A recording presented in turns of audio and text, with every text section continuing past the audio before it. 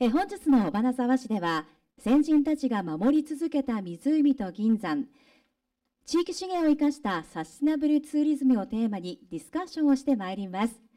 それではここでパネリストの皆様をご紹介いたします。徳良湖ヨットクラブ理事長の長谷山優さんです。続いてサステナブル観光アドバイザーのジュリー・ボーさん、株式会社銀山荘代表取締役社長小関健太郎さん、そして上野畑焼陶芸センターの松浦香奈さん、山形県立北村山高等学校セーリングチームのこちらは富塚智也さん、斉藤朝日さん、斉藤香織さん、早坂響さん、そして本日はアドバイザーをお願いしておりますブランニューデイ株式会社代表の三浦健さんです。本日はファシリテーターをお願いしております。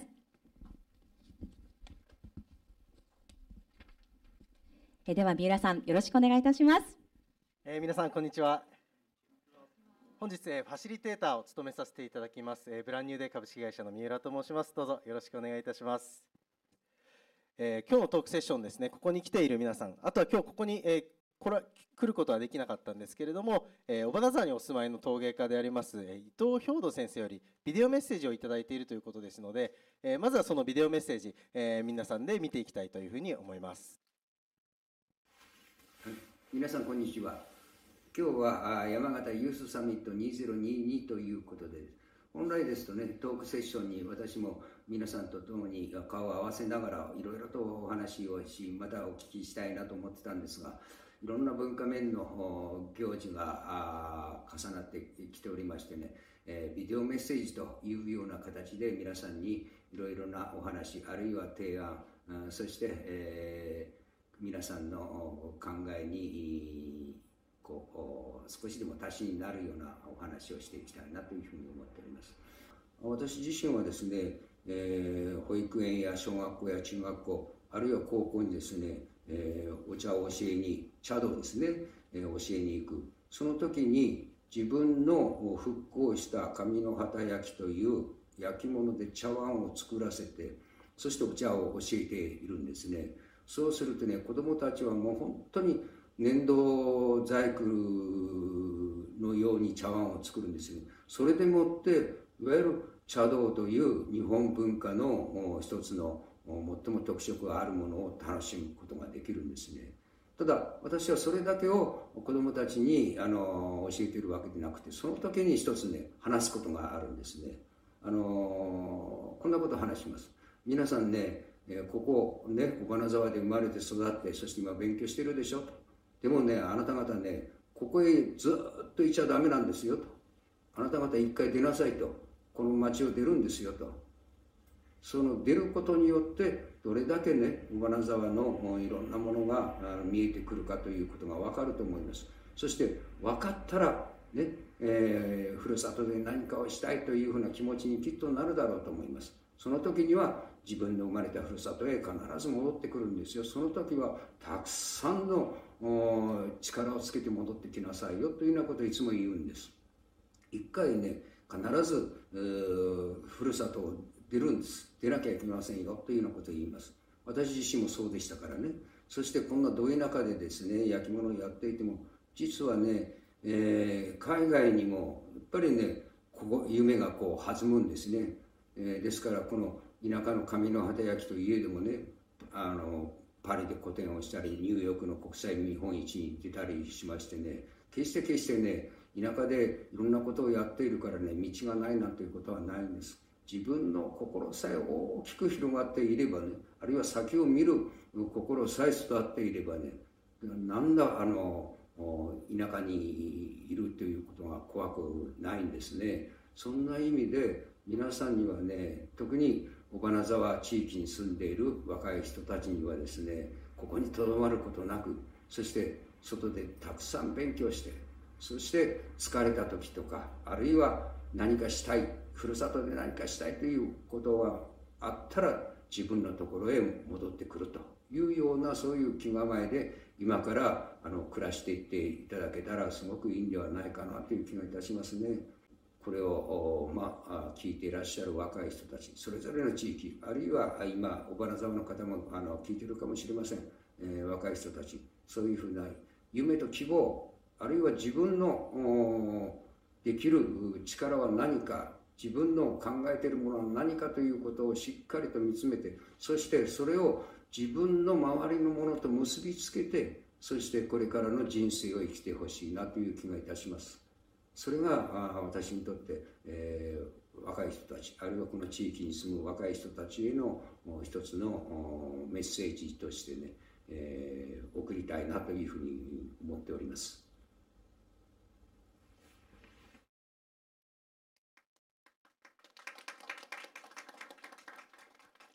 はい、ありがとうございました。兵頭先生よりのビデオメッセージでした。今の拝見させていただきまして、まず感じたことがですね、田舎であろうが山奥であろうが、心を大きく持っていれば世界に行くことができるっていうようなことで、どうしてもその場所的な部分、山形だからとかっていうところって思いがちなんですけれども、そこを非常に救われたというか、まず心をしっかり気持ちを大きく持つことっていうところが非常に響きました。でそしてもう一個非常に印象的だった言葉がずっとここにいてはダメだと、まずはその外に出なさいっていうことをやっぱりああやって文化を復興させて文化を継続してきた方が言うっていうのは非常に興味深いなというふうに思いまして、外をやっぱり知るからこそこの仲の良さが分かるみたいなところは本当に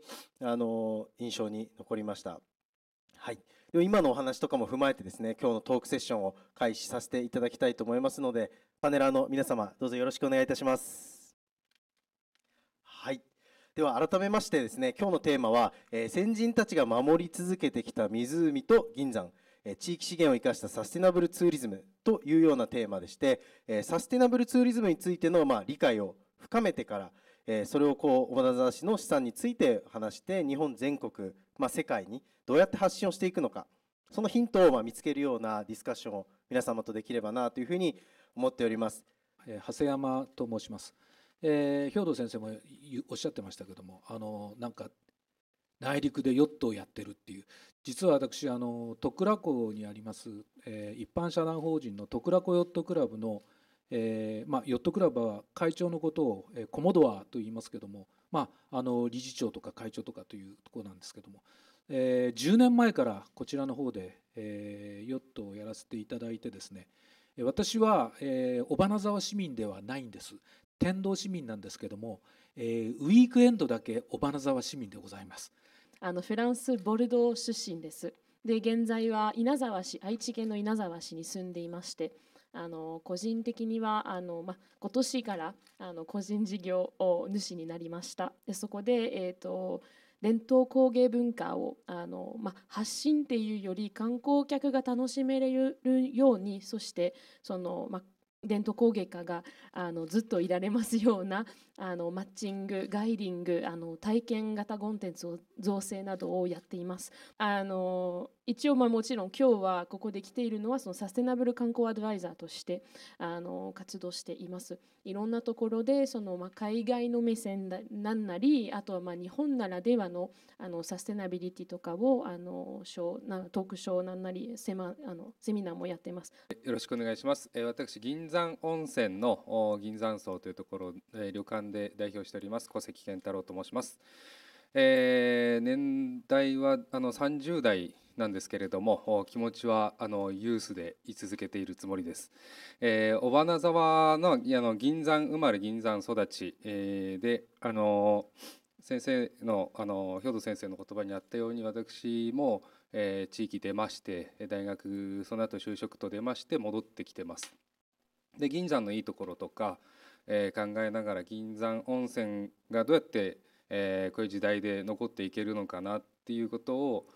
勝手にやってたり、地域と絡めながらやってたり、いろいろな取り組みをさせていただいておりますので、そういったところを少しお話し、させていただければなと思います。よろしくお願いします。よろしくお願いします。松浦香奈と申します。先ほど説明がありました、ビデオメッセージの伊藤兵道の娘でございます。銀山温泉の入り口にあります上の畑焼陶芸センターというところで、作陶、焼き物を作る仕事を、父と母に指示を受けながら、作陶活動をしています。そうですね、上の畑焼の、これまでの歴史、そして、今でこれから未来のことなどを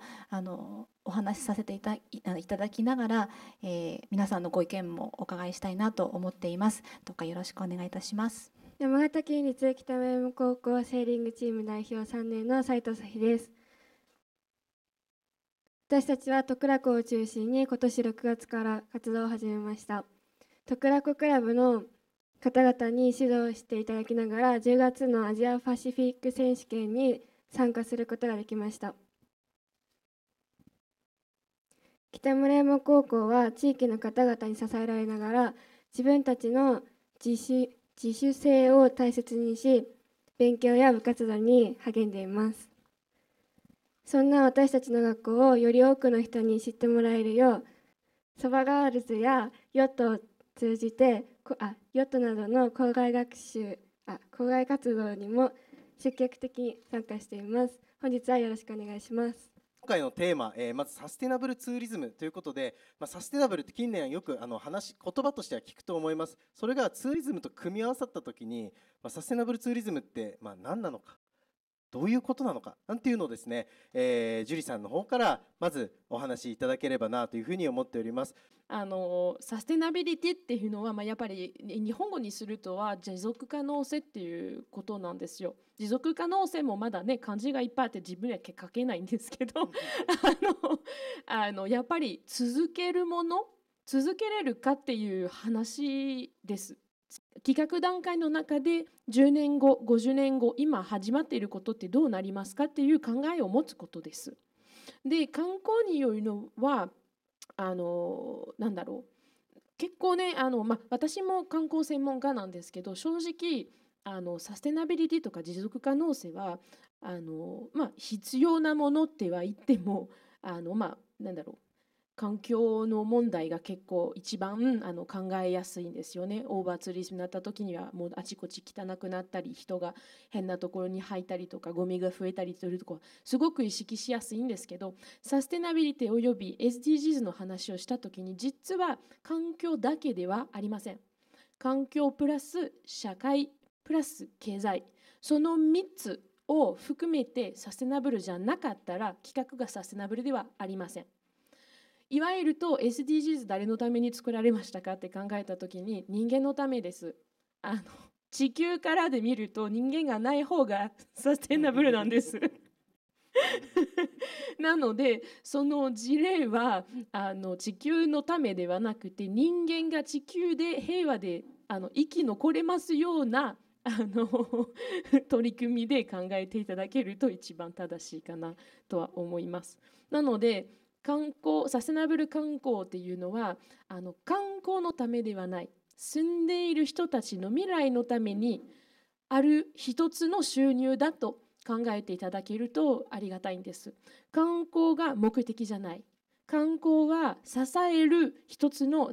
他にその毎日生活を支える一つの収入だとだを考えてください。すると観光客たくさん来てほしいという気持ちすごい分かりますけど、人が多ければ多いほどいろんな問題が発生するからそこがサステナブル観光で使っている一つの言葉がすごく重要なんです。英語になっちゃうんですけど、 Carrying Capacity、 ある土地にとってはリミットはどこですかって、どこまで人が入れられるのか、どこまでその活動ができるのかとか、そのリミットを、そのキャパシティをオーバーすると嫌になって続きたくなくなる。はい、持続不可能なので、多分今日はいろんな話はすると思いますが、やっぱり持続可能、サステナビリティっていうのは日本人あんまりわからないと思うんで、私も正直は英語になってるんですけど続けますか？今のままでずっと続けますか？100人が来てほしいなら毎日100人だったら毎日10年間続けますか？そういう話、そういう考えで作ることなんです。なのでサステナブル観光が観光のテーマじゃない。取り組み方なんですよ。マインドセットなんです。ありがとうございます。いや、最初素晴らしいお話いきなり聞けて嬉しいです。僕も最初サスティナブルとか SDGs とかって聞いた時に、やっぱり近年日本でやたらこう言葉が一人歩きしてる印象があって、ジュリーさんはどんなお話をされるのかなと思ってたんですけども、やっぱりその環境、社会、経済すべてがこう継続しなければいけないっていうこと、あとはその地元の暮らしとのやっぱりそこがあって、観光が目的じゃなくて、ツーリズムがその商品が目的じゃなくてっていうところが非常に感心したというか素晴らしいなというふうに感じた部分でございます。フランスでだいぶ前からそういう問題、オーバーツーリズムの問題なんなり汚くなったり問題とか、そういう、先に先生がおっしゃった通りにイタリアも同じようにもう少し取り組まなきゃいけないという意識は確かに20年前からはもう始まってます。環境の話はヨーロッパで結構進んでいて、エネルギーの作り方だけではなく、例えばフランスだと、一昨年から使い捨てプラスチックは法律で禁止になりました。日本人考えてください。コンビニは使い捨てプラスチック使えなかったらどんなことになりますが大変です。一気にノープラスチックになることは無理です。なので、ただやっぱり少しずつ一歩ずつ、私今日なら自分の人生のどこかで変えれるのかとか、今日やっている活動の中のちょっと変えてみませんか、一つでもちょっとでもいいからっていうのを始まる必要はあります。次にですね、今サスティナブルツーリズムっていうことをざっくりまだ話し足りないとは思うんですが、教えていただいた中でそれをテーマに尾花沢のことについてちょっと具体的に話を進めていきたいと思います。まずはじめにお話したいのが銀山温泉についてということで、今日は銀山温泉で事業されている小関さんにお越しいただいていますので、小関さん後でですね、ジュリさんのちょっと感想とかもお聞きしたいんですけれども、まず最初に、銀山温泉のちょっと簡単な歴史とか、今どんな取り組みをしているのかなんていうのをお聞かせいただいてもよろしいでしょうか。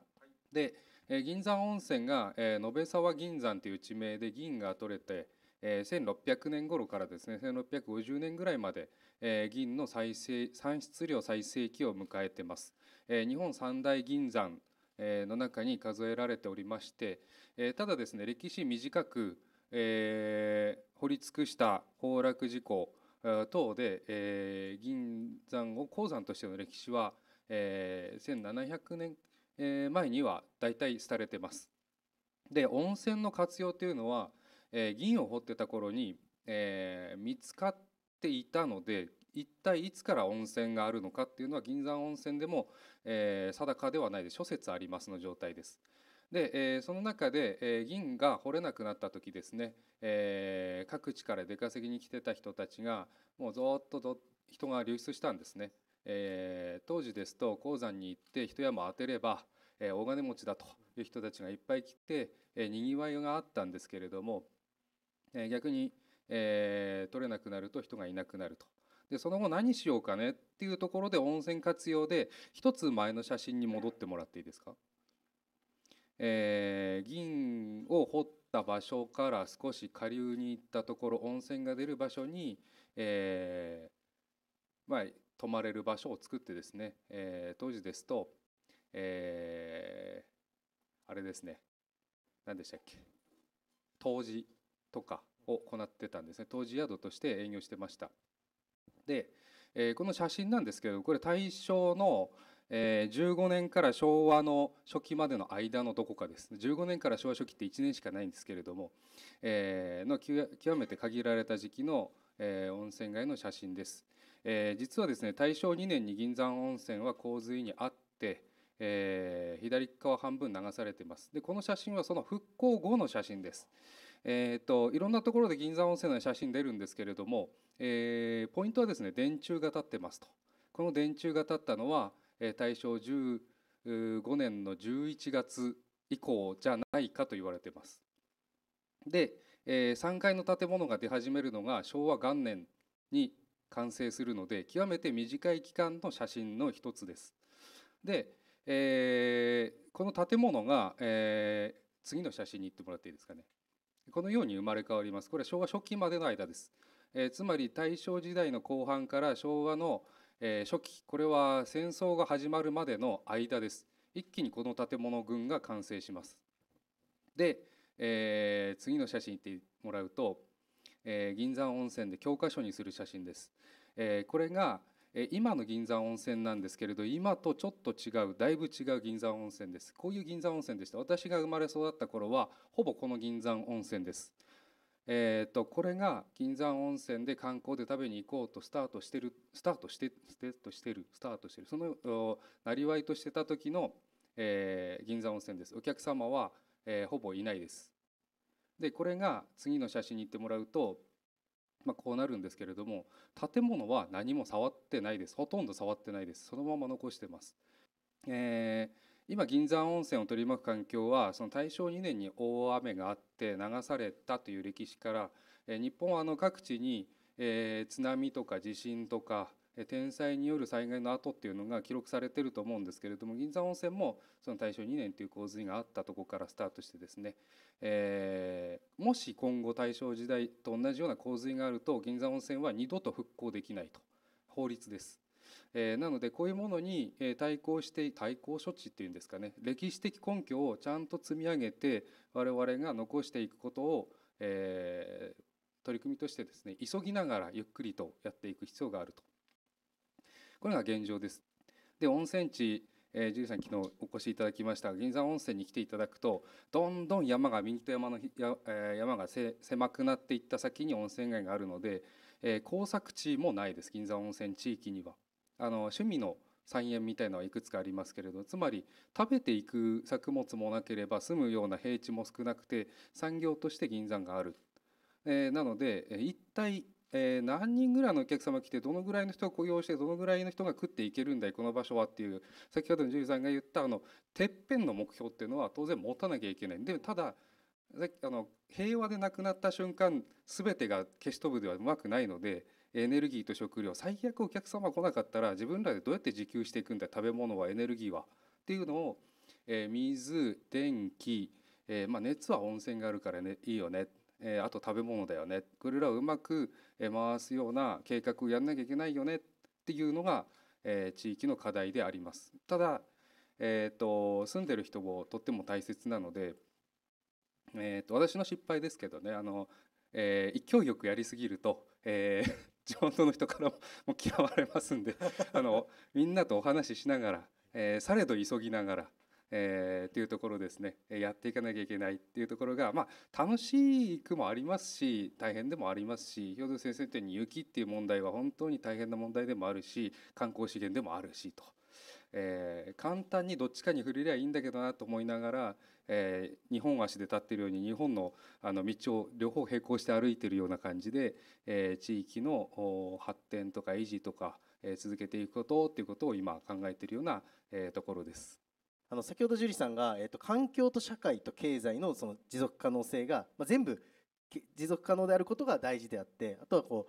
ツアーとか観光が目的じゃなくて、あくまでもそこにある暮らしっていうところのその一つの収入源としてやっぱりあるべきだっていうお話をされてた時に、すごいうなずいてらっしゃるのが印象的だったんですけども、ジュリさんの話を聞いて、このサステナブルツーリズムって名前にはなってますけれども、ちょっとどういうふうに観光のプロとして考えましたか？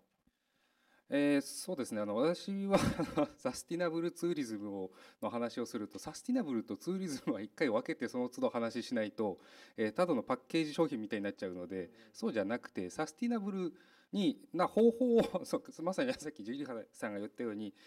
地域が生きていくためにツーリズムを使っているのがサスティナブルだと思うんですけれども、例えば銀山の歴史で言ってもそうですし、うちの我が家の歴史で言っても300年ぐらいの中で職業を一体何回変えたんだいっていうぐらい変えるわけですね。時代や環境に合わせて働き方、仕事のやりようを変えてきたと。で実際今の時代まではその場所で住んでいて、当然、あんまり出るっていうことが頭の中にない時代で保存されてきたと思うんです。戦後、誰かはここに残んなきゃいけない。でも、やっぱり暮らしにくさとか暮らしやすさとの比較して、出ていくわけですね。でたまたま、それぞれ家々の、人たちが自分が残んなきゃなって言いながら残っているのが、銀山なので、生まれた時から我々の世代は観光で観光業の中で育って観光で食っていて、これからも観光をつなぐのかって言った時に、何か別な生きる方法があるのやらないのやらっていうのは当然頭の中には残していかないと目的何でしたっけっていうね、生きることですよね生きていくことですよねっていうのを忘れちゃうので、私も建物建てて会社潰したら何やってるのって言われちゃうんで、そういうことはやっちゃいけないんですね。そういう意味では本当に、スパッと言えるほど簡単じゃないんですけれども、常にオアだったり安堵だったりっていうのを残しながら観光地づくり、今震災の時なんかよく言ったんです。今は観光やってます、将来どうなるかは正直分かりませんって、本当にお客様来ない中で観光やってるとそう言うしかなかったんですけれども、今も同じだと思います。この建物が価値を見出して泊まってくれる人が居続けるようにするっていうのは当然やらなければいけない一方、じゃあそこの取り巻く環境はどうなっていくんですか、どういうふうにしていきましょうっていうのは、テーブルの上に載せっぱなしにしておかないと、続いていかないと思ってます。次はですね、紙の旗焼きについてちょっとディスカッションさせていただきたいというふうに思います。松浦さん、先ほど映像が出てきた、兵頭先生の娘さんということですけれども、簡単にですね、歴史とかと今どんな取り組みをしているのかとか、あとちょっと感じていらっしゃる今後の課題とか未来に向けてみたいなところでお話しいただいてもよろしいでしょうか。はい。まず、紙の旗焼きについて歴史的なことから少しお話しさせていただきたいと思います。まずですね、紙の旗という名前を聞いて地元の方でも紙の旗って何だろうっていうふうに感じる方、わからない方がとても多いと思うんです。紙の旗というのが地名でして、昭和の中ぐらいまで、昭和40年代ぐらいまでですね、銀山温泉のまた一つ奥の一つ山奥、越えたところにですね、紙の旗村という村がありました。そこで今から190年ほど前、江戸時代末期の天保時代なんですけれども、焼き物のこの原料になるこの石が発見されまして、それで焼き物を始めたんですけれども、その銀山温泉の奥、上野畑村一帯というのが東根の長瀞藩の飛び地だったんですね。はい、でその東根の長瀞藩の方で逼迫している財政を立て直すために、この陶石が発見されたことによって、この焼き物を作って逼迫した財政を立て直そうということで始まったのが紙の旗焼きの始まりになります。藩の政策として始まった窯です。その理由があって10年ぐらいで途絶えてしまったんですね。今から40数年ぐらい前なんですが、うちの父伊藤兵頭の方が尾花沢の上柳の方の出身でして、でうちの父が子どもの頃は上野畑村っていうのがまだ存在してよく遊びに行っていたらしいんですが、その上野畑村でこの陶片を発見、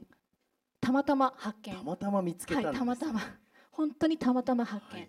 したんです。それでうちの父がもう脳天食らうような衝撃を受けたらしくって、で大人になったらこの陶片を研究してちょっと復興っていうか何か研究してみたいっていう考えに至ったらしくて、それで尾花沢市の方と協力して、今から42年前に上野畑焼陶芸センターっていうのを立ち上げました。で上野畑焼陶芸センターっていうのが施設みたいな名前になってるんですが、始まった時は尾花沢市との第三セクターで始まったので、そういった施設みたいな名前になっています。でこちらが今の紙の旗焼きになります。当時のこの白地に藍色の大変細かい絵付けをするのが特徴の窯でしたので、復興するにあたって今の焼き物もこういった細かい染付けをするのが特徴の焼き物になります。で焼き物というのは総称して陶磁器というふうに言うんですけれども、陶磁器というのは陶器と磁器に分かれます。で陶器と磁器の違いというのは原料の違いでして、陶器というのは山から粘土を取ってきてそのまま焼き物を作る、最初から粘土状のものを陶器、そして磁器というのはこういった石を砕いて加工して粘土にして作るものを磁器と言います。この磁器の石というのは大変珍しくて、山形県ではここでしか取れないです。で東北でも福島に1軒、うちで1軒の2軒で、うちよりも北にはこの石は発見されていないので、一応日本の最北の磁器窯というふうになっています。これが神の働きの説明になります。ありがとうございます。ただ私がすごく子供を育てる上で気をつけていったのは、なんか地域に根ざしてほしいなっていうのはすごく思っていて、でなんていうのかな、自分に自信をつけて生きていってほしいって思っていて、それはSDGs とつながるかはちょっとわからないんですけれども、なんていうのかな、自分がどこで生まれてどこで育ってきたかで、地域からどうやって守られてきたかっていうのを知ることで、なんていうかな、自分を知ることで自分を大切にする気持ちっていうんですかね、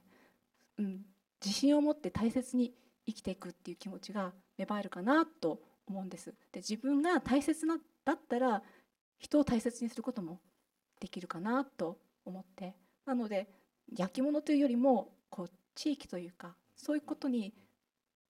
を知って育ってほしいなっていうふうに思って育てました。尾花沢で生まれたアイデンティティみたいなところを大事にしてほしい。そうですね、はい。ありがとうございます。はい、今高校生も来ていただいてますけども、高校生もなんか学習の一環というか何かでこ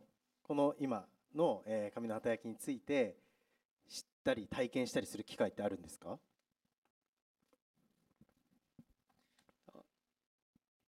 はい、そうですね。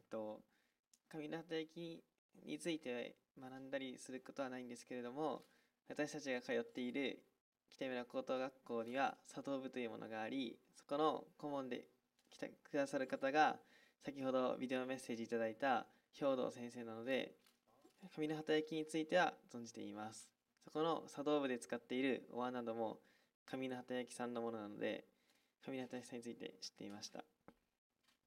ありがとうございます。今湯飲みがありますけれども、こちらの湯飲みもなんか関連しているとお聞きしたんですが。はい、今日ちょっとあえて持ってきましたこちらの湯飲みなんですが、これは紙の働きの湯飲みなんですが、まだ卒業してないんですけど、北村山高校の卒業記念品がずっと紙の働きの湯飲みなんです。北村山高校は創立して30数年になりますが、ずっとこの湯飲みです。それでまだ見せてないと思いますけど、これが千年桜をテーマにしている桜で、後ろがなんと交渉です。見えますか？カメラの方にもちょっと。こうですか？はい。交渉入りの。はい。別に強制でなくても地元のものを手に持って欲しいなっていう気持ちもありますし、なんとかな、自分とあと家族、そして地域からたくさん愛されているんだっていうことを分かってほしいなって思います。次に3つ目のトピックということで、この徳良湖についてのお話をですね、ちょっと進めさせていただければなというふうに思います。で、徳良湖の方で、セーリングでしたりとかいろんな活動をされている、長谷山さんの方からですね、この徳良湖で今どんな活動をしているか、そしてこの徳良湖を持つ、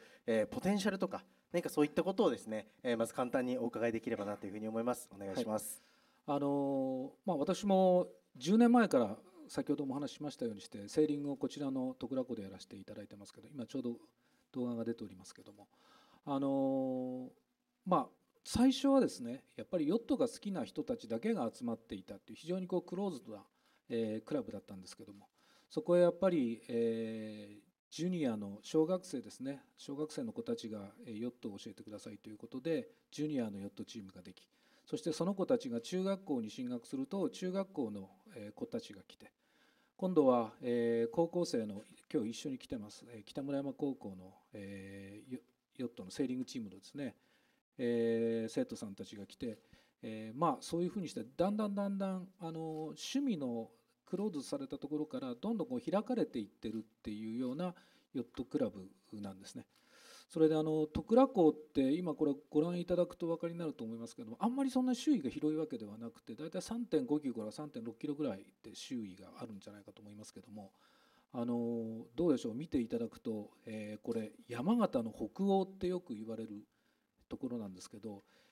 森に囲まれてますし、湖畔はですね春になると桜が一斉に満開になります。よく弘前のお堀では花いかだとかっていうふうにしてお堀に花びらが散った中の写真がよく出てますけども、徳良湖も実はそういうふうになって花いかだの中をカヌーに乗ったりヨットに乗ったりすることができるぐらい桜がきれいで、夏になると今度は緑が茂って、今秋になりますと紅葉で錦織の美しい景色が見れて、そして冬になると一面が銀世界で徳楽平原になります。ここは凍らなくてですね、圧雪の平原になるんですね。真っ平らな平原になります。徳楽と同じ形の平原が出現するという、四季折々非常に美しいところで、ヨットをやる、カヌーをやる、手漕ぎボートをやるっていうことですけど、周囲が狭いっていうのはこれ決してマイナスではないんですよね。初心者が乗って安心してやっぱり練習できる、あるいはセーリングできる、あるいはボート遊びができるっていうのは狭いからこそ、何かあった時にライフジャケットさえ着ていれば5分もすれば対岸にたどり着けるっていうところの安心感も一つあると思うんですよね。でその安全面というところに関しては徹底してやっぱり取り組んでおりますし、それからアクティビティって先ほど来出てましたけども、ヨットのほかにですね、カヌーがあり、手漕ぎボートがあり、ペダルボートがありということで、これだけの艇種が揃っているアクティビティを持っているところっていうのは県内でここだけなんです。運営されているのはですね。しかも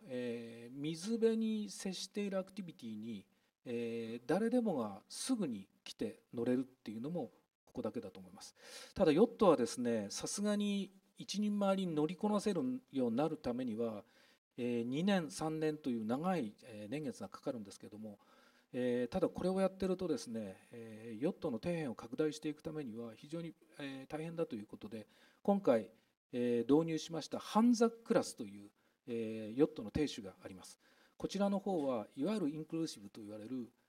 障害を持った方でも初心者の方でも老若男女ですね、誰でもが来てすぐに乗れるヨットとして開発されたオーストラリアのヨットです。この船が今私どものところに4隻あります。これがあればですね、突然来てヨット乗りたいんですと言った時も、ではということで10分15分レクチャーをすればそのまま乗ってそのまま戻ってくれるというぐらいの非常にシンプルなセーリングボートなんですね。今回はこのハンザクラスを使って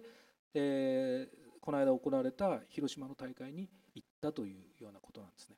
それからクラブライフの文化を伝承していくというようなところが、それも若い人たちへというところが私どもの一般社団法人の一つの目的になっているところなんですね。そうするとこのクラブの伝承すべきものをですね、あるいはセーリングの文化を伝承するためには若い人たち、あるいは全くセーリングを知らない人たちにたくさん来ていただいて、そこで体験していただいて、それで継続していくというところが私たちの一つのサスティナビリティ、それがゆえにクローズドされたヨットクラブではなくてオープンになりました。どなたでもおいでいただいて、どなたでもヨットをお乗りください、誰にでもチャンスを差し上げますというところが私ども持続可能なというところだと思うんですね。これができていてたくさんの方々が来られると、もしかすると先ほどおっしゃっていたツーリズムというところにはつながってくるのかもしれません。はい、観光をしやすい地域は住みやすい地域でないと観光が生まれない。なので若者が自分の観光のシビックプライド、その自慢になるような勉強をさせたりする、自分が育てられた土地の魅力を理解してもらう、そして自分の地域で楽しんでいろんなことができるっていう活動が観光の元になります。実は観光客をウェルカムするには人材が必要なんです。でそこが県外から人材来させると別にいいんですけど、基本的にその人で 2,3 年間仕事するために来てまたどっかに行くんです。地元の方がいろいろ勉強して外に行っていろいろ自分の育てられたところの良さを理解してまた変える場合は、長年新しいプロジェクト、新しいものを組み込んでいろいろ作ることになって、それこそ持続可能なんです。なので確かに観光客向けではないと思いますが、観光客を正直そこまで考えなくてもいいと思います。今回ユースサミットってことは尾花沢市が戻りたくなる土地を作ったら、その若者がいつかまた行きたいなって思う、私もそこで自分の子供が育ちたいなっていう気持ちになれば、いい観光しやすい土地にもなります。そこからいろんな観光客向けのコンテンツになります。で、今は確かに銀山温泉からお客さんが多分そこで行って泊まって帰る、前技温泉とかに行ったりして、結局人数で人気かもしれませんですけど、客単価の方はどうかっていう正直は不安なことを感じましたので、なので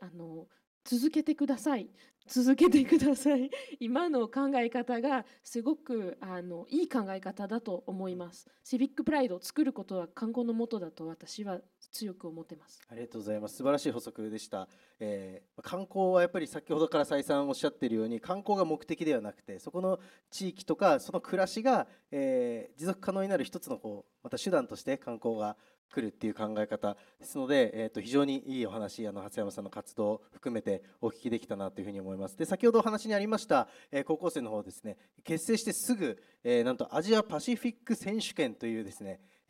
全国を超えた、アジアパシフィックまで含めた大会に出場してきたということで、ちょっと一言ずつですね、皆さんにも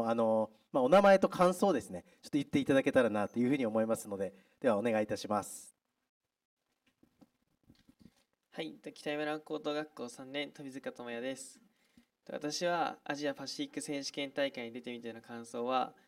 海にそもそも出るのが初めてのレースだったので、緊張というよりかはどちらかというと乗り切れるかという不安がすごく大きかったのですが、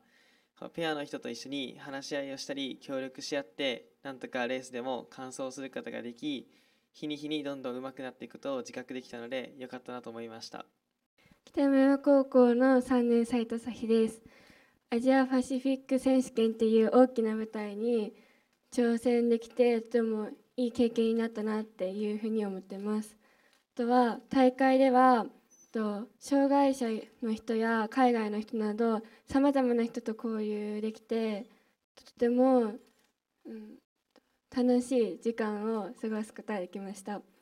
大会は潮など海ならではの特徴などがあって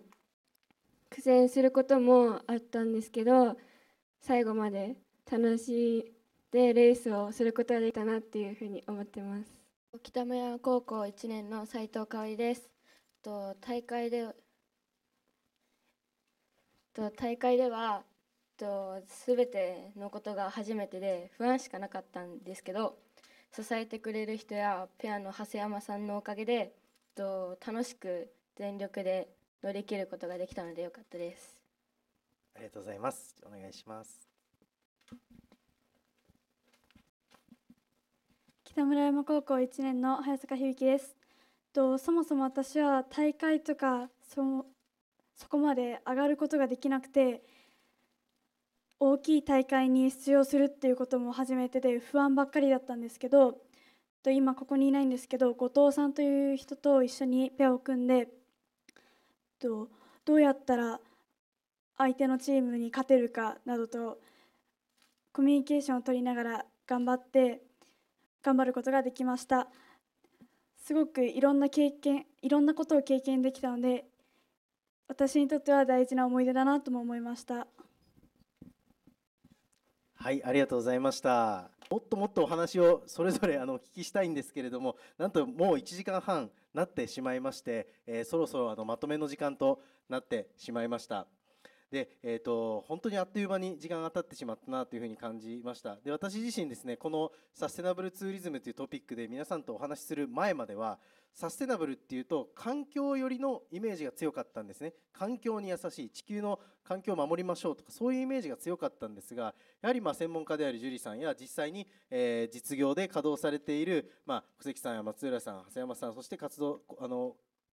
している高校生の話を聞いたときに、その